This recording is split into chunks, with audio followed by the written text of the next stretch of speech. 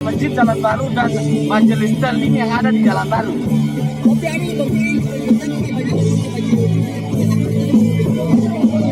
Penjual apa? Penjual takjil. Penjual takjil ada merupakan warga Jalan Baru juga. Jadi mereka ikut serta berpartisipasi dalam penggalangan dana ini. Oke, jadi semua putih-putih bang ya? Iya, dengan dress code kami putih-putih biar ketahuan mau mana panitia.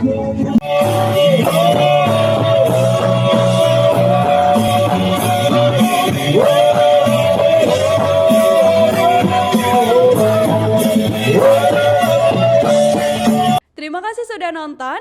Jangan lupa like, subscribe, dan share ya.